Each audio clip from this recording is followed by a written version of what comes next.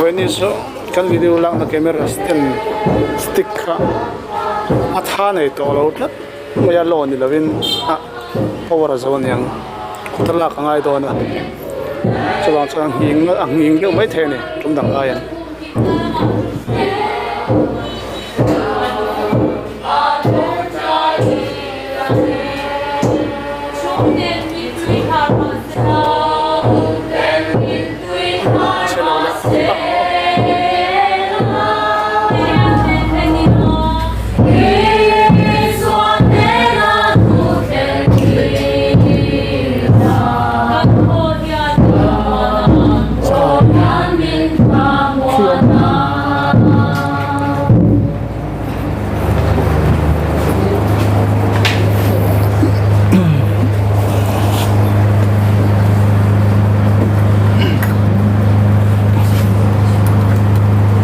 Oleh penghujat tuan tuan itu kau lah.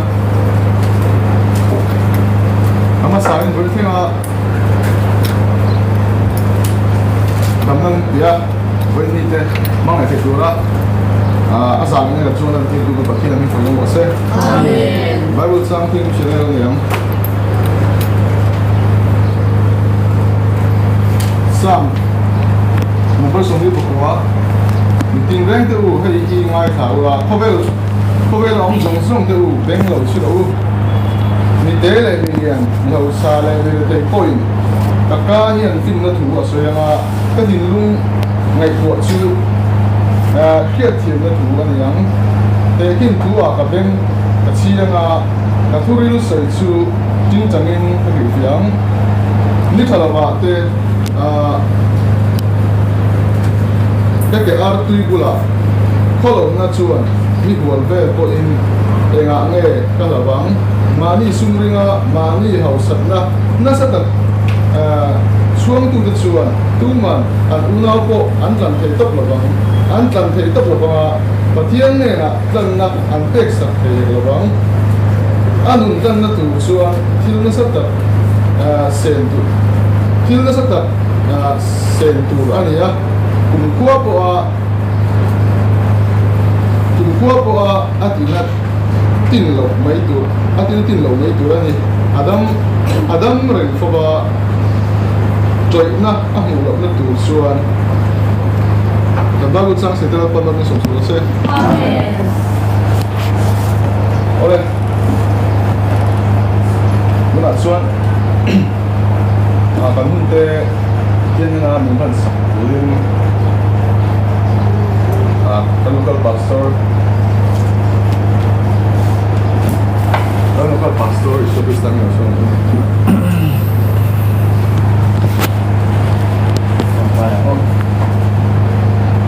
Hôm nay nó cũng sẽ có những cái số là mình về đó, đến lúc mình chuyển từ đầu tiên gì cả, đầu tiên phát đấy, nắng mạ là bà cái thế số là cắn mồn những về nó bảo cái lòng của cắn xây này, doan cắn hôn man tu xong xong là nó rồi cái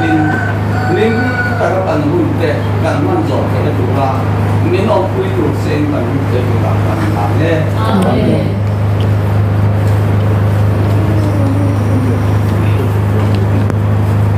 Kalau jumlah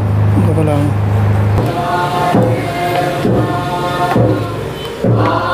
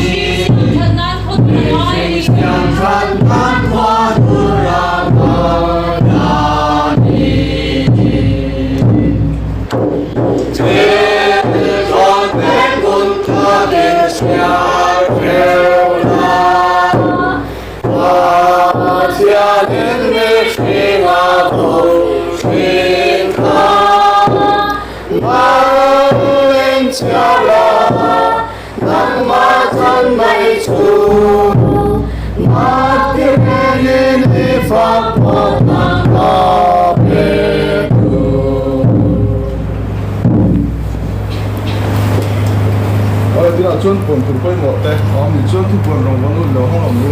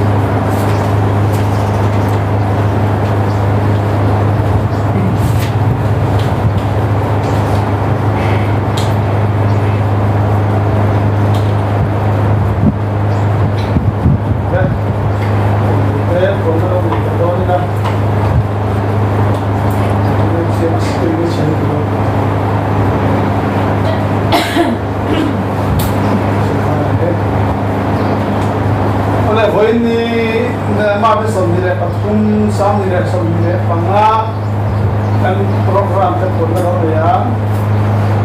chairman ye pulau Sriwijaya, Amerika, Solo, Malaysia, Chilpe, Lakon tu he, Jersey zone Puyi, Sunday school zone Loya, soalnya kalau he Mars di zone Tum, atau kalau di zone Jerman Tum kata suami kita, soalnya chairman biarin boy si Solo PCG Singapore Pirawan Thari Chilpe yang Pirale Moi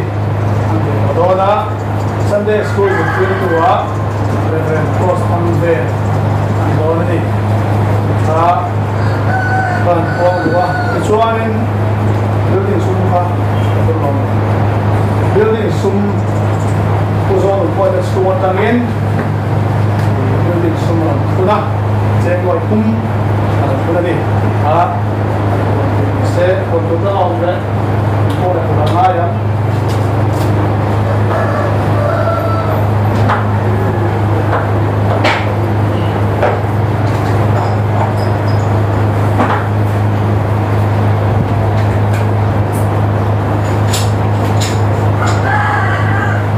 Chun tilpek te alak le nan na hu no kan de nga kan tilpek le kan tilpek le som pakhat te building su te hi min khan sak turin kan lo pastor ram din thara yo so nang se ko sta ni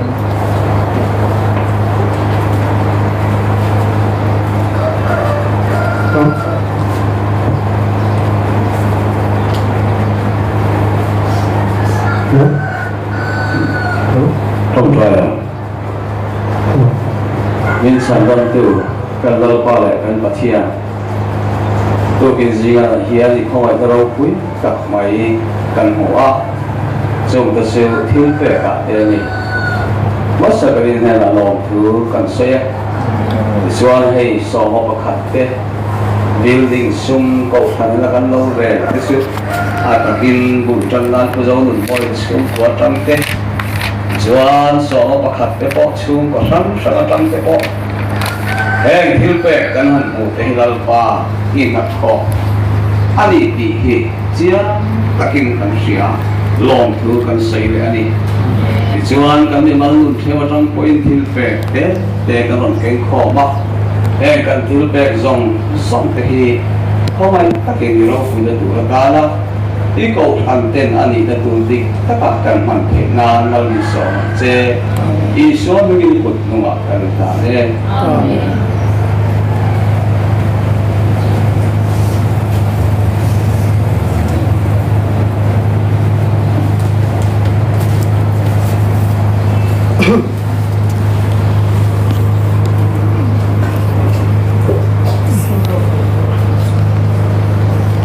se maro quindi bisogna vedere che ci non viva ya ma vado ripeto vicino ma a più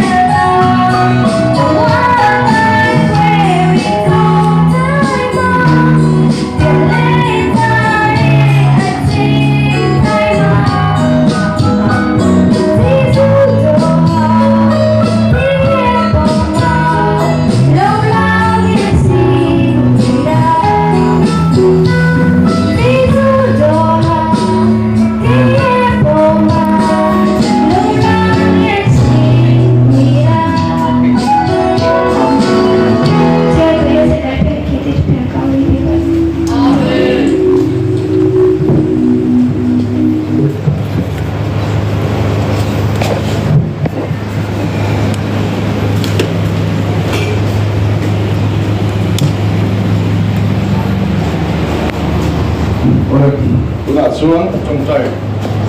nó hùng cật nông luôn đó trong tay nó gắn nệm máy trong tay cái tuổi tê gắn nệm xuống rồi nó mình đổ không mất sang luôn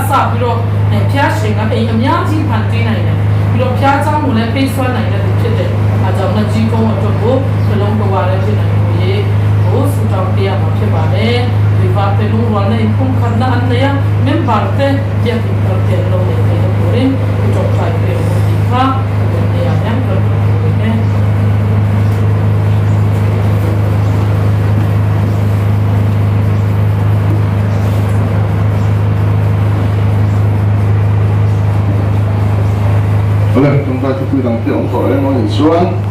thì mà như là chúng ta phải xuống thế để chúng ta cần nó mới cái hệ này ra xuống cái ta u thế kia làm công có phụ làm công thế bộ xuống sen ta làm công thế bộ rủi nó vui ta ngay thế ta là với như là đánh giá trong tay này mình sắp lấy là xuống mà cả tụ làm công thế bộ tấtรับป่วยก็ประเทศนี้ป่วยแข็งเลยนะเลยเอามาฝากเลยช่วยมั้งเลยลงทุนในเตะแล้วแง่กันเลยเตะนะกันงานนี้กันที่เราบอกเนี่ยเอาเรื่องกันจันตรงกันนะมันลงนี่ตัวมั้ง Hallelujah, hallelujah, hallelujah. Ito ay dati, ito ay dati katolan pa. Bakit so nang investment nito ko lang kanila. Tabamin sa sita. O hindi alam pa. Ano alam pa hindi na long. ตกใจที่ปุ๋ยติดแก่ละครชวนเรากว่าแต่เรากว่าหลังบ้านได้การมีตัวจะต้องตัดกันเราเลยเราว่าทำประเทศให้มาสักการิน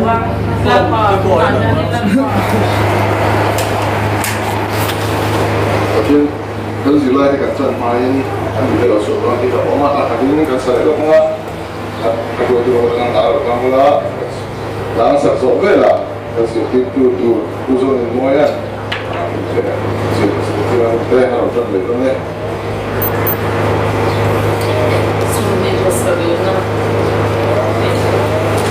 Cina bati ya kesannya. Dan jado apa?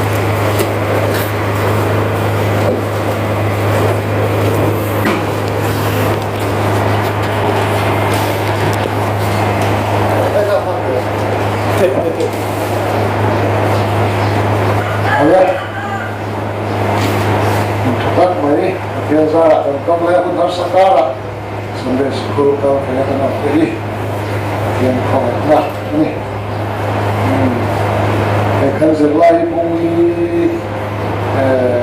ya pungli hitsa chen ring kan chenwa chen kapna kan zir zau towa chen taka kakina tur voini kan zir tuwa ni sung kuwa nu binan bini ha chen kan zir towa ole jadi kalau pinjare sakaro il kupian lo sudah habibare idosi akanci nambali yosi dwari kanci nambali ka napai pai thara ya hama pai ka ide rataka tunodo pinja dwari ini dudaya pai yang pinja habibare ini tiga megaun singkaro ini kasu Jeda Nikhiya Niya Aniya Cha Dimmun Tawen itu ada siapa Dimmun Bok mah kalau ini lah Nikhiya Niya Aniya Cha Kalau ini dulu apa yang tinggal mati pada macam tu sih juga pertama kau semua pusat mati pasti dunia kau ini do nama manusia ini termasuk bermalu yang punya masalah.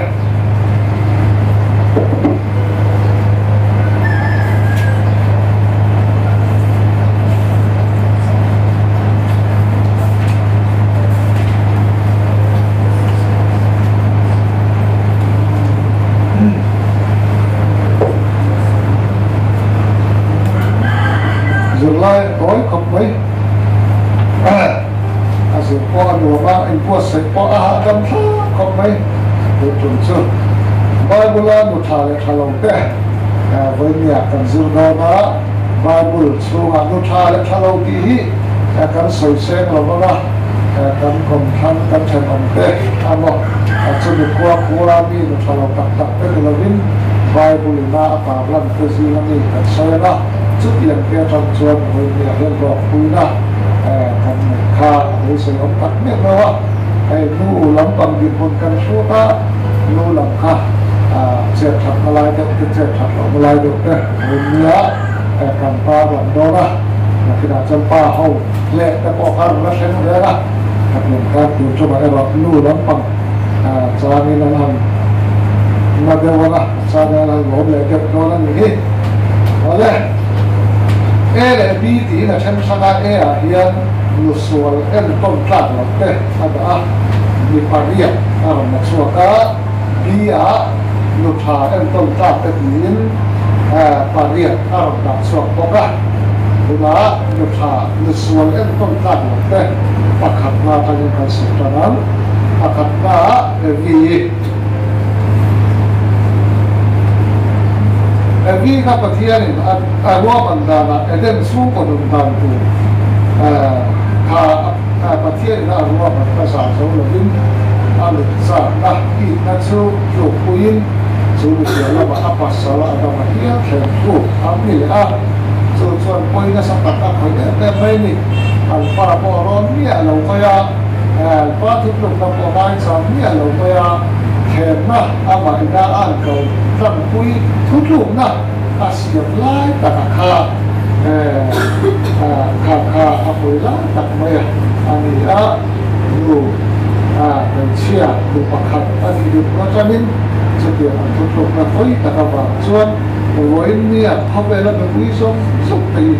สัวละกันหลับลูกภาพอันนี้อะไรป่านนี้นะซอปันหุยอันนี้zopa อันนี้ที่เขาสับมาอันนี้ zopa ทุกคนเชื่อเราของสันเดชกุลาพวกกันเชื่อนักสับไม่รันตัวนี้ก็พวกนั้นอยู่นักสับค่ะจะเกี่ยวกับนี้ส่วนนี้ส่วนนักสับด้านโต๊ะก็ส่วนอันนี้ส่วนที่มาเทียนสวยๆแล้วที่เราดูค่าzopaเดียร์ที่สับกันเนี่ยนักสับนั้นสอนนะอันต้นไม้ส่วนอันดินขาดแรงเนี่ยhati yang anak mereka pakaian pintar sangat sedih, mereka mahu hendak pergi lu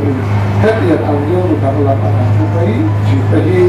OEM maya jadi cucian angmu art supply sorry nom hunlai le CP 的hunlai出国人口的转的hunlai 做啊不能多差nu不能多nu art supply เราแค่ว่าไปแต่เราไม่กันอีกส่วนZopan kui angki kami ang ingin konservasi pak kita para patuna Allah kata kui patian ini kau suara mana nu berisikan hari kule ku cikon di lakat sampu kan kuat kecuali adalah yang parong bona umpah langsia karena apa ya nih ang parang mo mali ang pari na kalau luto ki ako ina takmaya niya lugar na yun siya cover tila tanen takmaya mauya niya chikahi kahi nu leban zon asalaw maya kanan isuwa po in lotan na po kakaren rao iin siya tiyo na apea chutiyan ang cover laman mo na kuma hoi lệ trừ ngày sắp thắt ni tập chuan lo ra một quý ăn còn lâu nghỉ ấm thế này kali na Nikali Davida no quý anh ya Davida phật na lama patiana fakat chula chumi cho một thi cái maya lao ni là sĩ hành làm du kha in hạt sấy chỉ về chút tiền còn chuan rombol na ko nga yan do pa ka rombol na ko nga pa ba rombol na ko nga pe so lo ti tàu khum đâu mo lo ngan san khum ka tiền ang chi mo pui lo lu tu ba la pui về ba hin pui về là aya lo tha rau lam nu ko lo wok na se mai lu kan ni chút tiền ang mi kan ni chuan ni kan ni ti na ani ti win kan se lai cho ni se ko Palana Jezebeli hi ahaban kui lal ahaban kui ni nebot ha huat ka ikut ma kemudian cuan apasal kunai na lal apasal lal kunai kapangin ahuan ran cu atsu saka yana entir berkai cu din kontra kan pasal kan nu zong ten kan pasal ten din kontra ani laule ni nasa lal presiden amo okat kan tiang chi khat tiang am din kontra an ne wa chu mi dan sara si puai corruption ai ru na kan tiang chi ka khat tiang am ran cha na nu na kan la thi la ni chuan la nu Jezebeli kan ni nani atiani Parukna Zarasi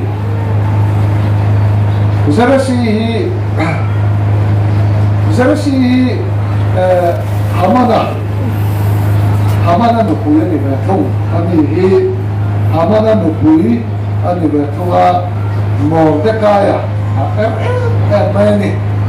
Mordekaya hi maya bicuanin lumna durin lumna san katok tong somha itu adalah asal dia bang alar dia bang negeri somsong mungkin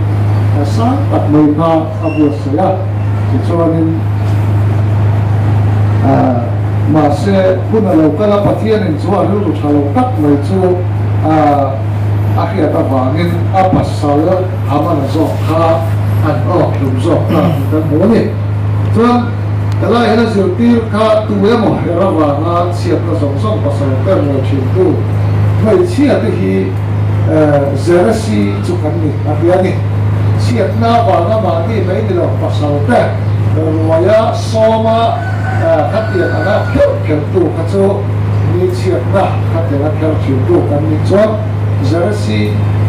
baru na nuren kontrak lah tapi sini kami Zarasi kalau ni Pasarina Herodi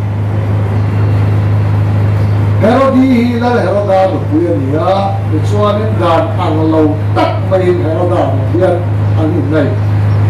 chuan chu dan tik lo tak mai ai le ka chu Zohar na bu lo ba Zohar ani na tik tak mai ba kila chu anung ni lo mai Herodi hi chuan ni ko chuan apa sala kia ruwa balai chuan kasata kan ai ka chi Allah ba Allah tiang mai Zohar ni wadil ani chuan Zohar ni chu an kam sa ani chuan voi ni hian nu din ona hian rong kan mo na ko ma pathian thu kong kan zo na ko ma kan dik lo na te pathian tu na tha rau tiang le mi hriat tir tu ko kan ol du lo na te tin lu lu kan so da le kan do le mat na chin hi kai hian thil koi ta abi kaya so dik chu no din Herodi ang hian voi ni nu te hi kan on ve en zo na te kha zo pa le bo ka ni wala pariata safiri anani ala safiri no pa ni ya ke chuan pathian nela chu pathil pe an se khena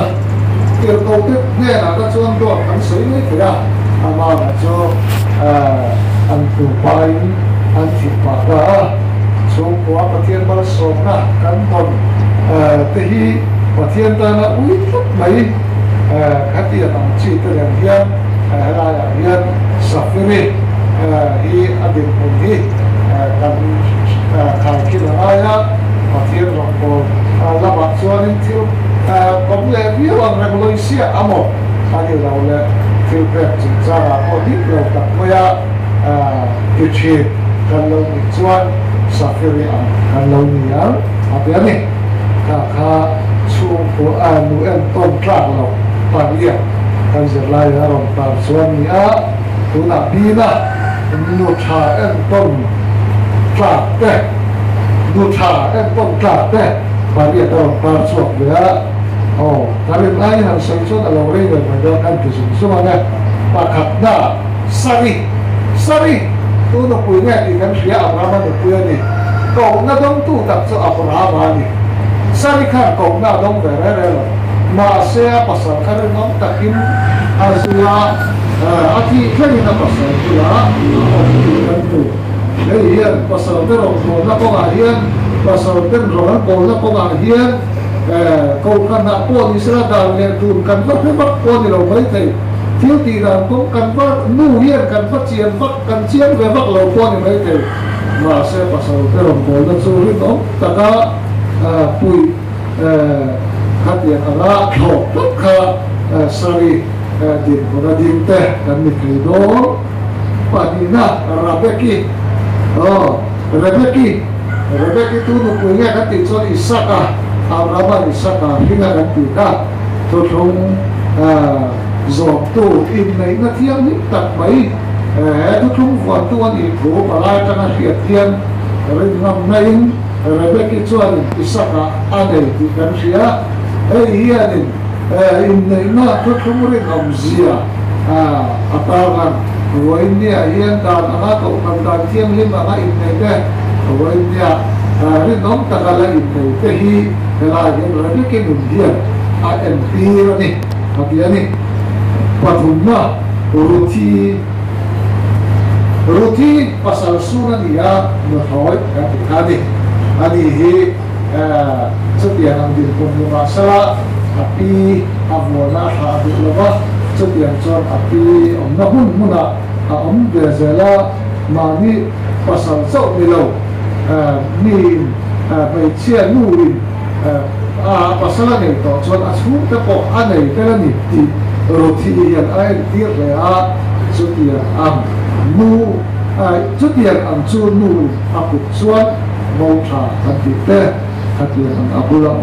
novel kan kita ka roti hian ai tirani hati ani palina hani hian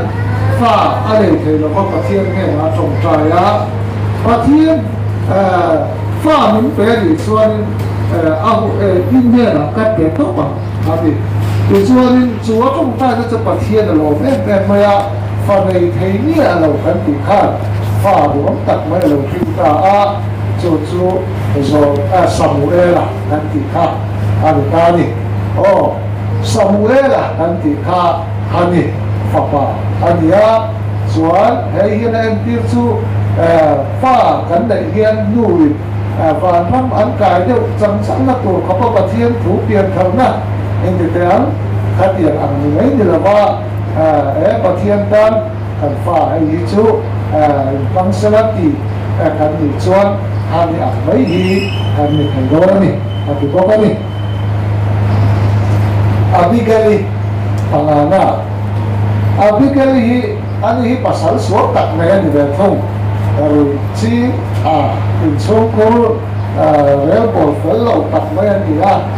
ส่วนบอกแต่แม่เราจะไม่ได้มาเกี่ยวกับเลยอันสูงกว่าที่บางแม่กระตุ้มอันนี้คุยฟังเราไปส่งเนี่ยมาเสียสูงบอกผมนะจู่อาลูตานขลาอาบิเกลีอันนี้คุยเฮียอันสูงกว่าหมอผมนะส่งสูงกว่าจุงอาทิตย์แค่การส่วนกับจุงอาเฮียนแต่ว่าหมอผมนะกลาตีนดาวิดาเนี่ยอาวักลาดาวิดาจู่ตัวเราเขียนส่วนนึงอาเราง่ายดำตาอันสูงกว่าอินหินนะอันหินผาที่กันหัวนี่ส่วนนึงอันป้ายเราจู่อันที่เล็กเท่าแต่ละอย่างสูงกว่าโมเชียบนะสูงกว่าเฟลโลนะโมพรุงันนู่กันดิคาแต่ละอย่างอาเบเกลีเฮียนอันเอ็นตีเรมาแต่ส่วนนึงประเทศเนี่ยนะสูงกว่าส่วนน่าวานะทุกปัจจัยที่มีอาบิเกลิจุกันนี่อันนี้สูงกว่านู่นผมนะกันอย่างที่เรียนส่วนปรุกนะมาร์กาส่วนมาร์กานู่มารีกันนี้มาร์กามาไทยมาร์กานู่มารีเรียนยะกันจุดปรุกนะอันนี้เห็นจำเจียกันเล่นพูดจอยน้ำพักตะกินแล้วอีส่วนเราก็บนลายคำมันมาลงเปล่าอีส่วนกินกันสูงน่ารักดีอันนี้ฝ่ายอีส่วนนู่นเป็นสูงกว่าแล้วป้าทั้งหมดแล้วมาจากอบัวเสกินเดียนสูงกว่าแล้วอีส่วนเราเสียงจีอันนี้จุดเดียวกันจนนู่นนะที่เราการกินตัวสูงกว่ามาจากอบัวเสกสูงไปเฮียนหินไปฮีเราเสียงจีนู่นประเทศต่างอะไรลุ่มแบบอะไรแบบไหนอาเป็ดมันก็อีส่วนสูงกว่าหินนะ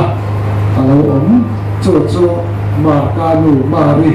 นู่นนะกันบุตรนี่ภาษาลีน่ะเบทนี่ขัวมารีอันตับเบทนี่ขัวมารีแบบคุณอันนี้ไอ้แล้วอีส่วนมาสปิกนั้นเรียกริมตุยเขาตัดไม่สู้อุ้ยเขาหลงริมอีสวกับกุหลาบอาสอบเกอีขนาดบุกะอีสวนึงจูริมตุยจูไอ้สูนึงอาขับกับกันนี่อามาแล้วก็เว้นมายาริมตุยสุดที่อันอุ้ยหลงชวนแล้วอีสวอาเห็นนั้นแล้วอีสวจะไปอาบุกนั้นสุดที่อันจูอาศัยสอบเกที่อันนี้อีสวนึงแล้วป้ามาลูกแบบอินสอบแกทีเที่ยวไหนก็แบบโอ้อีสวตันตอนที่ไปให้อย่างนี้กันนี่ฮะที่วันนี้แล้วอีสวมาอะไรฝักหลงตาแต่ท่านนี่ขวามาเนี่ยเทียนเที่ยวมา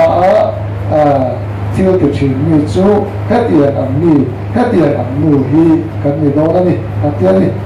ตอบกระปริยัติมารีอีสวดูอันนี้หินดูรวมเลยอีกนายกลมมาว่าประเทศในสักซองที่เราอันนี้อีกส่วนไม่เชื่อที่งาโฮปีอันนี้อีกส่วนปัจจุบันจุดที่อันนี้อีกส่วนมีเทียงลิ้นอีสวะสลับเทียงลิ้นไปอันนี้วันนี้ดูกันนี่เนี่ยตอนนั้นเฮียนกันสลับเทียงลิ้นกันไปกันไหนก็ยี่ถ้าเราเทียงลิ้นเสียงใส่กลดเนี่ยถ้าเราเทียงลิ้นติดกับที่ตะโพดีกันงูเหี้ยกันอินทรีย์กันอะไรจุดเทียงส่วนชูหัวเฮียน nu ane to kin ni chuan pasal te han ni ve fa te han ni khan nu han ni kin hi anaya Vendia looking kan ti tak nu mai ni lo looking kan ti to ra ri chuan mo ta lian tak mai hi oma nu han ti hi looking kan ti hi an ya ni chin chi zeng lai chuan ti hi ala chuan in kan ti an chung kwa hi vendia chung kwa hi kan tinga kan oma ati chung om dan tu ria om se dina kan zeng lai hi nakina chuan idina khan no pangin no pang no se lu na chuan hun rei lo te a chuan in lo sai ve to su ti te a ron khen kha chuan in naki hun kal ta a idin hun kha a ron man chok don in su pura hian ati no pang tat hi a lo re ana nakina chuan ti chuan in chauka tangin kai so vet don ti te om to don lo a tiani asai do chu no pang chu no pui ling vek to do ati do na ni ke chuan nin le thom le chu khera ka na zuang phar po kha lakin rei lo te hian an kin su khura hian a re vek do ati ani chut la chuan in kan en ko na ra no ina akin su khura kai khoi na ra chu tian ang thoma re huna chuan a lo lang chia ati ta ni nô tha le nô tha te om nei in chung chu a lo nô tha lo te om nei in chung chu a ti zong hian tua an mai kan ru tlok ang a ti ani tu na lo pang kan la ko te hi na ki na chuan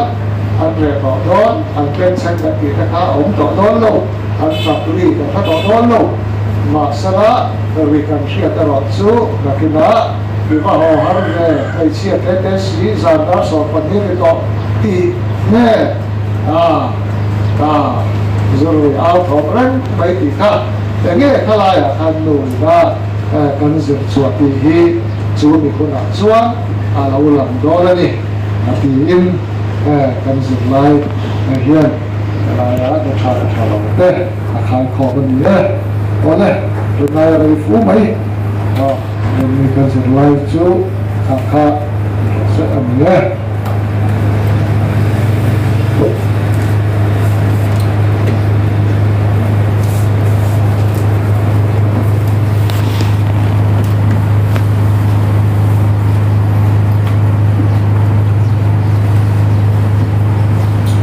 ဒီနေ့တင်ကြားတဲ့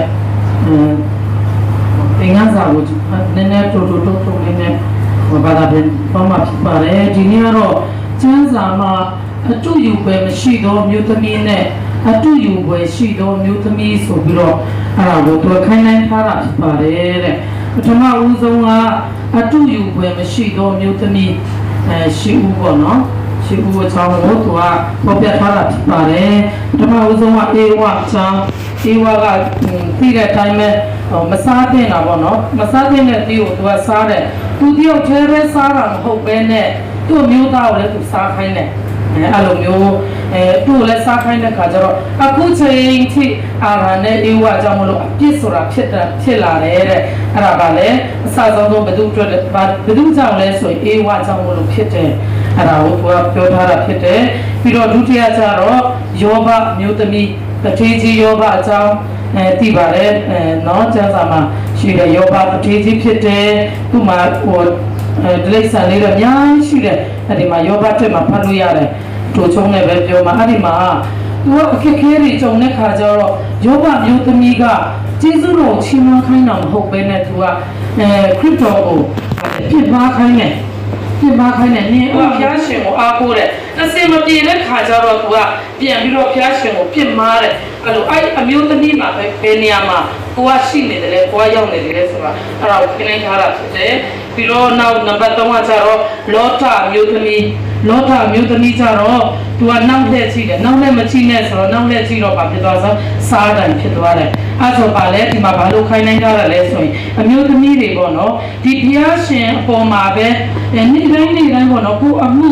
ပြုလုပ်တဲ့အမှုကိုဘုရားရှင်စီမှာမဟုတ်စက္ကချင်းမရှိဘဲနဲ့ သူကနှောက်လှဲလိုက်တယ်လောကကိုချိလိုက်တယ်ပေါ့လောကကိုချိလိုက်တဲ့ခါကျတော့စားတိုင်ဖြစ်သွားတယ်အားကြောင့်မလို့ဒီတာကိုအတူ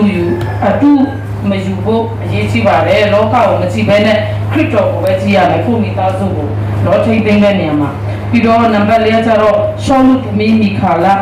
ရှောလုသမီးမိခါလာကဒါဝိမင်းကြီးရဲ့မိဖုရားဖြစ်တယ်ဒါဝိမင်းကြီးကသူကပျော်ပြီးတော့ကတဲ့အချိန်မှာပေါ့နော်ဖျားရှင်ကိုသူကအဲ့လိုပျော်ပျော်ရွှင်ရွှင်နဲ့ကခုံပြီးတော့ရှင်းမွန်းတဲ့အချိန်မှာမိခါလာကအိမ်ပေါ်နဲ့ချိပြီးတော့ကဲရဲဟာသူကမင်းကြီးနဲ့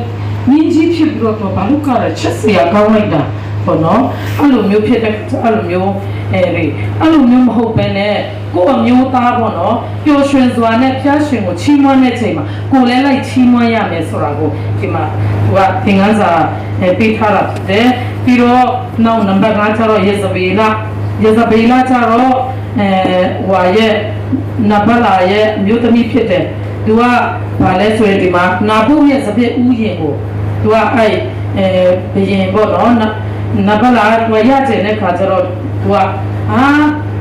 ဒီတိုင်းနဲ့စောင်းရအောင်လေပေါ့နော်သူ့တက်ခိုင်းလိုက်မယ်ဆိုတော့သူ့ဝါနဲ့တက်ခိုင်းလိုက်ကျတော့အဲ့လိုပြီးတယ်သူ့ယောက်ျားကမကောင်းမှုသူလည်းလုပ်တာပဲယေဇဗေလအဲ့ဒါဖြစ်တယ်ပြီးတော့ဟာမန်မျိုးသမီးဇေယကပါလဲဆိုရင်မော်တကဲတော့ကိုသူကချိုးစင်လုပ်ထားတယ်ချိုးစင်လုပ်ထားတဲ့ခါကျတော့ဒါနဲ့ကဖျားရှင်ကမချိုက်ဘူးအမျိုးသမီးကသူ့ယောက်ျားကိုအဲ့လိုမကောင်းတဲ့ဘက်မှာပေါ့နော်တိုက်တွန်းတယ်မကောင်းဘက်မှာတိုက်တွန်းပြီးတော့ဒီမော်တကဲအတွက်ကိုသူကချိုးစင်လုပ်ခိုင်းတဲ့ခါကျတော့သူဘယ်သူအတွက်ဖြစ်သွားလဲဆိုတော့သူအမျိုးသားအတွက်ပဲပြန်ဖြစ်သွားတာဖြစ်တယ်အဲ့လိုမျိုးပေါ့နော်မကောင်းတာတွေးတဲ့ခါကျရင်ကိုပဲသူများမကောင်းကြကိုဘေးတန်ထိဆိုတာမျိုးပေါ့ပြီးကြရင်နံပါတ်9ကျတော့ဟေရိုဒီဟာသူ့ကိုရဲ့မျိုးသမီးကိုယူထားဟေရိုမင်းကြီးကသူ့ကိုရဲ့မျိုးသမီးကိုယူထားတာဖြစ်တဲ့အဲ့မှာဗိတိဇာယောဒဟန်ကမကြိုက်တဲ့ခါကျတော့ပြောတယ်အဲ့ဒီမှာသူကဗိတိဇာယောဟန်ကိုသူမျက်မုံးချိုးတယ်ဘာလို့သူအမှန်တရားကိုလက်မခံနိုင်ဘူးနေအဲ့လိုမျိုးမယူသင့်ဘူးလေဘောနော်သူများမညာကိုအဲ့လိုမယူသင့်ဘူးသူများအဲ့လိုမယူသင့်ဘူးဆိုတော့ပြောတဲ့ခါကျသူစိတ်ထဲမှာထားတယ်လို့ဟေရိုဒီကအဲ့မှာသူ့သမီးလေးကိုသူ့ဘယင်ကြီးရဲ့မွေးနေ့မှာကတဲ့ခါကျတော့ဘာလို့ခြင်းလဲသမီးလို့ပြောတဲ့ခါကျတော့သူ့အမေကိုမေးလိုက်တယ်သူ့အမေကဘာလဲဆိုတော့မိခိဇာယောဟန်ရဲ့ဥခေါင်းကိုဖြတ်ခိုင်းတယ်နော်အဲ့ဒါကိုဒီကနေ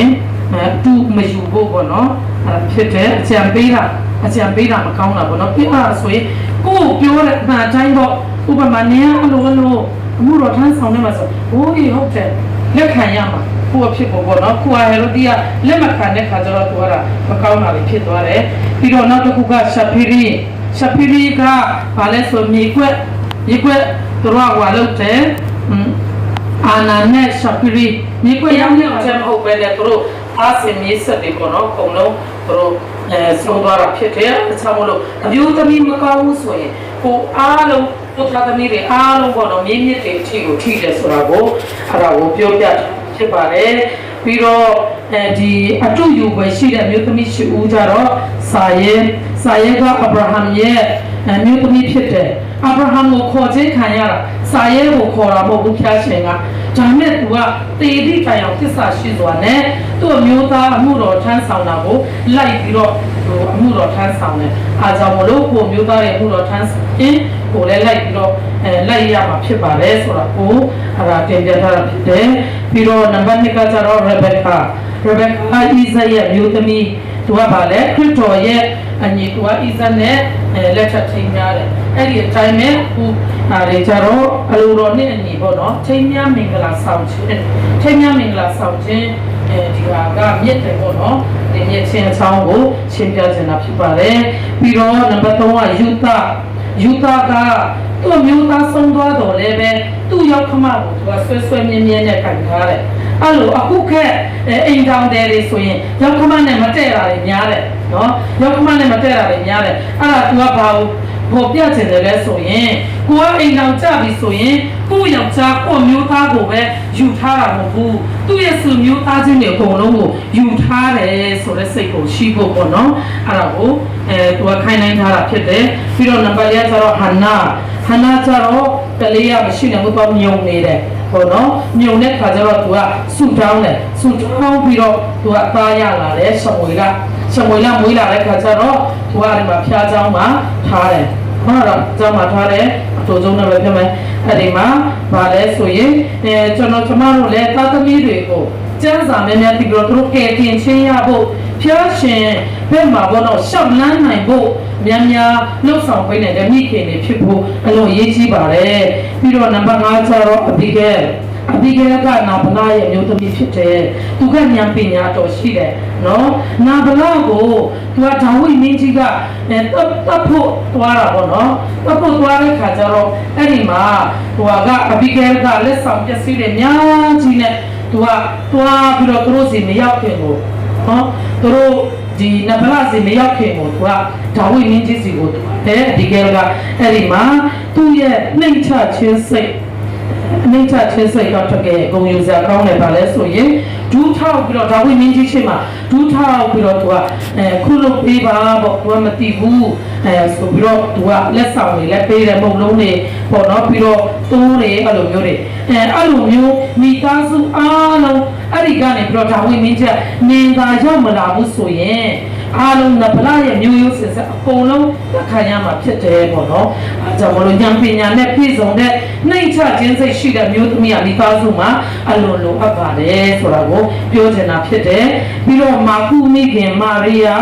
ပတ္တခါဘွယ်ယေရှုခရစ်လောကမှာရှိတဲ့ချိန်မှာပတ္တခါဘွယ်အတွက်ကိုစားတော့ဖို့သူပြင်ဆင်တယ်ပြီးတော့ဆုတောင်းဖို့ပေါ့နော်ဆုတောင်းဖို့ရခန်းတွေကိုရှင်းလင်းပေးတာဖြစ်တယ်အဲ့ဒီအတိုင်းပဲကျွန်တော်တို့ရဲ့အိမ်မှာပေါ့နော်ဆုတောင်းတဲ့ခန်းလေးတွေပြင်ဆင်ရမှာဖြစ်တယ်အဲ့ဒီမှာသားသမီးတွေကိုလည်းဆုတောင်းဖို့ကိုယ်တိုင်ကလည်းဆုတောင်းဖို့သူတို့ရှိမှဆုတောင်းချမ်းသာဖတ်တာတွေများများလုပ်ပေးရမှာဖြစ်ပါတယ်ဆိုတာပြီးတော့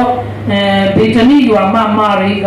ဘာလို့လဲဆိုရင်နတ်တာမွေးဈေးကြီးတဲ့နတ်တာမွေးကိုယေရှုခရစ်ရှိမှသူကပြစ်ပေါက်လိုက်တယ်ပြစ်ပေါက်ပြီးတော့တခါလုံးကမွေးကြိုက်သွားတာဖြစ်တယ်အဲ့ဒီအတိုင်းပဲကိုလည်းဖျားရှင်ရှိမှပေါ့နော်မြို့သမီးတွေကဖျားရှင်ရှိမှအဖိုးတန်တွေနော်လူတန်းဆက်ကပ်ရမှာဖြစ်တယ်ကိုသားသမီးတွေရှိမှပေါ့နော်ဆူတောင်းခြင်းဆက်ကပ်ခြင်းလိုမျိုးကိုမှရှိတဲ့နှမျိုးရမှာမဟုတ်ဘူးဥပမာ10ဘို့တဘို့တို့ဘာလို့ပေါ့နော်နှမျိုးတွန့်တူချင်းသူများတွေစီမှာလည်းနှမျိုးတွန့်တူချင်းမရှိဘဲနဲ့မှုတော်ထမ်းဆောင်တဲ့လူတွေတော့ဘို့လူတန်းချင်းအဖြစ်ကိုယ့်ရဲ့အိမ်တွင်လည်းမှုပြီးတော့အိမ်မှာဖြစ်ပါတယ်ဆိုတာခိုင်းနေကြတာဖြစ်တယ်ပြီးတော့နောက်ဆုံးကြတော့ယေရှုမိခင်မာရီကနှိမ်ချတဲ့စိတ်ရှိတယ်သူ့ရဲ့ခန္ဓာကိုယ်မှာယေရှုခရစ်ရှိတဲ့ဒါပေမဲ့ကျွန်တော်တို့ရဲ့ခန္ဓာကိုယ်မှာလည်းဒီမှာလည်းပါရှိတယ်လေတန်ရှင်းသောဝိညာဉ်တော်ကကိန်းဝတ်နေပါတယ်ဒီတန်ရှင်းသောဝိညာဉ်တော်ကဘာလဲကောင်းတဲ့တန်ရှင်းသောဝိညာဉ်တော်လားမတန်ရှင်းတဲ့ဝိညာဉ်တော်လားဆိုတာကိုကိုစစ်ဆေးဖို့အလွန်လိုအပ်ပါတယ်အိမ်တောင်တွေမှာဆိုရင်မျိုးသမီးကအလွန်ရေးကြီးတယ်ကိုမျိုးသားဘလောက်ပဲပြောမျိုးသမီးကတစ်ချက်ပြောလိုက်တယ်ပြီးသွားပြီအမျိုးလေးတွေရှိတယ်အားကြောင့်အမျိုးသမီးကတကယ်ဉာဏ်ပညာနဲ့လည်းပြည့်စုံရမယ်တန်ရှင်းသောဝိညာဉ်တော်နဲ့လည်းပြည့်စုံဖို့အလွန်ရေးကြီးပါတယ်ကလေးလေးတွေဟာကြီးထွားလာမှာဖြစ်တယ်ကိုယ့်ရဲ့မိသားစုမှာငိုကြတယ်သမင်းစားတဲ့ချိန်မှာလည်းငိုတယ်ဒီမှာဒီရွယ်လေးတွေပေါ့နော်ဒီဆုံးငိုကြတယ်ခုံပွားနေစင်းချတယ်ခုံချတယ်နော်အဲ့ဒါတွေနောက်နှစ်တွေကြာလာတဲ့ခါကျတော့ကြားရတော့မှာဖုတ်ပါဘူးတဲ့ဒီသူတို့ရဲ့ကလေးတွေရဲ့ငိုတန်တွေပေါ့နော်အမေမုံပေးအောင်မင်းဟိုကဝယ်ပြောဆိုတဲ့အတန်တွေလည်းတိတ်ကြားရတော့မှာမဟုတ်ဘူးတဲ့အဲ့ဒီခါကျရင်သူကဘယ်လိုလဲကြီးပြင်းလာပြီအဲ့တော့ကြီးပြင်းလာတယ်ဆိုရင်မိခင်ကောင်းကပြုစုပြောထောင်တဲ့ကလေးကနော်မိခင်အတွက်ပြည့်ရကြမှာမဟုတ်ဘူးတဲ့ကောင်းမွန်စွာနဲ့ပြုစုတဲ့သူကတော့ဝမ်းမြောက်ဝမ်းသာနဲ့နေမှာပြီးတော့ဝမ်းသာပြီးတော့သူတို့ဆူတောင်းမယ်နော်ဘုရားကျောင်းတက်မယ်နော်ဒီကောင်းမွန်စွာနဲ့မပြုစုတဲ့သူတွေကျတော့မိခင်ကိုခံပြောမယ်ပြီးတော့မြေစနနိုင်ထိုးပြီးမင်းကလေးဖြစ်ပြီးတော့ဘာလို့ခုထိပြန်မလာတော့လဲနော်အမျိုးတွေစိတ်ဒုက္ခရောက်စေတဲ့ကလေးတွေဖြစ်မှာဖြစ်တယ်အားကြောင့်အိမ်မှာဆိုရင်ဒီကောင်းတဲ့အမျိုးသမီးနဲ့မကောင်းတဲ့အမျိုးသမီးကိုအတူယူပဲရှိတဲ့အတူယူပဲမရှိတဲ့မျိုးသမီးတွေနဲ့ခိုင်းနိုင်ထားတာဖြစ်တယ်အဲဒီမှာကျမတို့ရဲ့ထိုးသဖြင့်နော်မျိုးသမီးတွေအတွက်ကိုကျမတို့အတွက်ကိုအတူယူပဲရှိတဲ့မျိုးသမီးတွေကြည့်ပြီးတော့သားသမီးတွေကိုထိန်းချောင်းရမှာဖြစ်တယ် ဘုရားရှင်ကောင်းချီးပေးပါစေ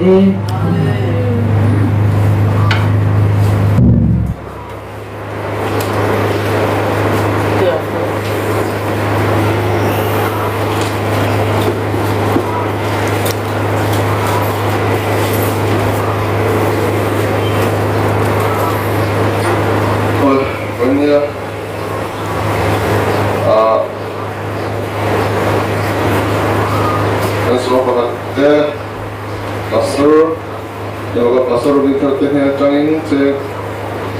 sikale saru luekat le singru ke sang goa nia pulu modesmu goa tangin teng singru mani boleh kampung te to lo kai to kan sain lakat sa chuan lebih tongkang kan te to mone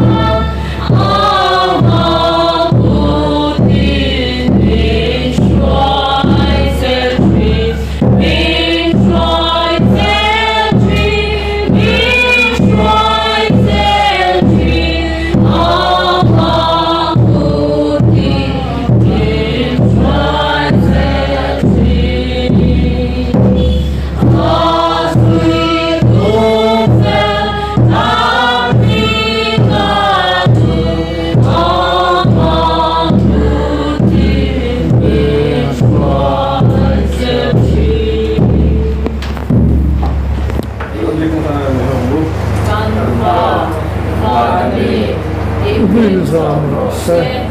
iram lo chen ho se ilu zong vanan tiamin layamin tro se ni rin kanay kopin so mi piang se kan suma tiniswa tulte ang nayamanin nang pway kan kilti suwa nayamon se suwa tuwa ken na mi shuay suwa mi suwa laka suwa min sadang so kunse ram te tiugi kay na te rong kuy na te sa tuwa pan sila amen.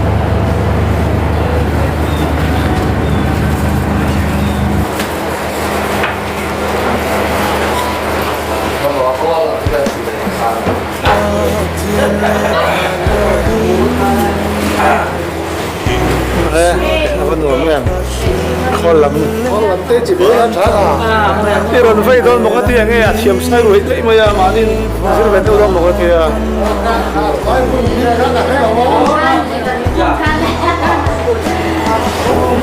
chơi cái chơi màn to đấy kia là phải bỏ thế nào thì bắt tụ vào đó ha không ạ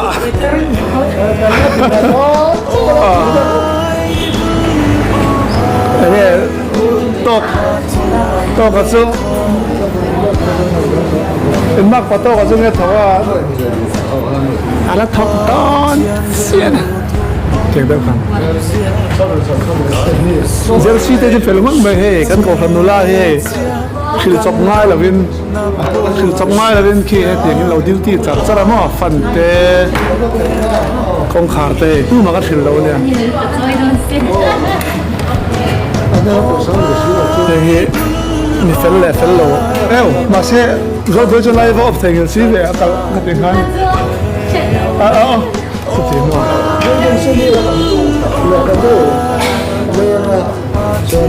cái sum chuột hồng mẹ ngon là cũng có sum chuột có sản phẩm mẹ ngon nó đang làm building sum thì sum building sum bao nhiêu gì building sum sum chuột thì là cái bụi đây là cái chuột có sản phẩm này là cái bụi chuột anh có tan tụng này sum gì này building sum gì làm mà lá là cái bụi cần cái gì à chuột Tian til pe ani tia to le na ashil le nun